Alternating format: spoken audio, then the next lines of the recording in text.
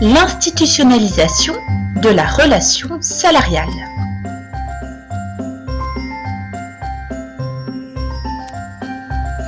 Contrairement à ce que préconise l'analyse néoclassique, la fixation du salaire ne dépend pas uniquement de la loi de l'offre et de la demande. L'État et les partenaires sociaux jouent aussi un rôle important. Voilà une autre raison pour laquelle la réalité du marché du travail peut s'éloigner de la théorie économique. Allez, faisons quelques rappels sur le rôle de l'État dans la formation des salaires. Commençons par le droit du travail. Il s'agit de l'ensemble des normes juridiques qui encadrent les relations entre l'employeur et le salarié. Il faut attendre le milieu du XIXe siècle pour que les pouvoirs publics reconnaissent peu à peu certains droits aux travailleurs.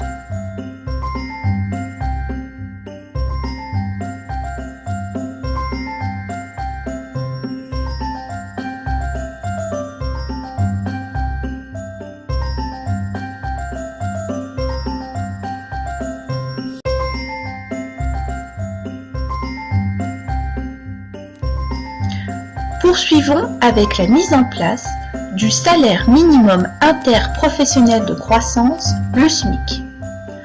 Adopté en 1950 en France, le niveau du salaire minimum est fixé par l'État afin d'assurer à tous les salariés un niveau de vie décent. Le SMIC est un prix plancher en dessous duquel il est interdit de descendre.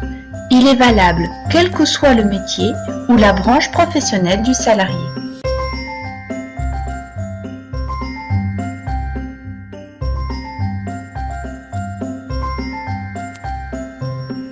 « 23 pays de l'Union européenne, sur 28, ont adopté un salaire minimum.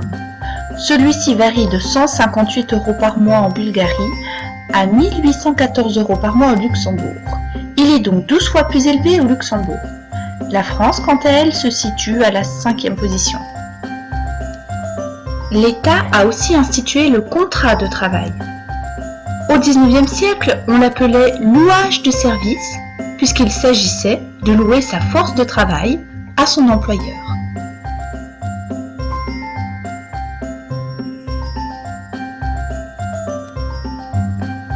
Le contrat de travail, c'est donc un document écrit signé par l'employeur et le salarié, précisant le travail à fournir en échange d'une rémunération. Il précise aussi les conditions de travail. En bref, il protège le salarié et son employeur. Poursuivons maintenant avec le rôle des partenaires sociaux dans la formation des salaires. On parle de partenaires sociaux même s'ils sont souvent en désaccord. Il y a les syndicats de salariés et les syndicats de patrons.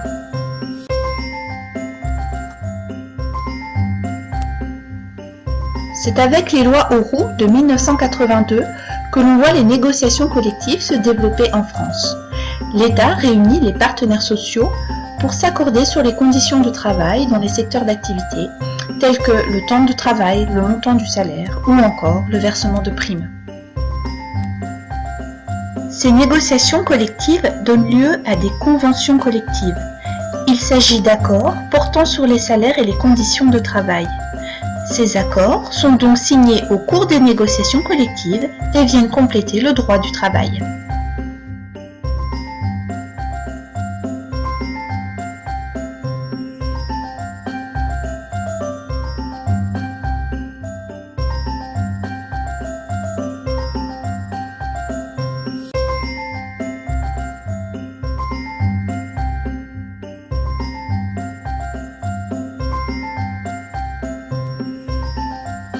Certaines professions possèdent leurs propres conventions. C'est le cas par exemple des travailleurs sociaux pour qui la Convention 66 est applicable. Les avocats ou encore les ingénieurs de la métallurgie possèdent eux aussi leurs propres conventions.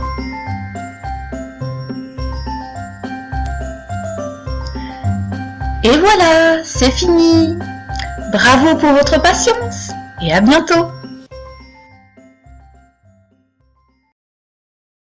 Created using Powtoon.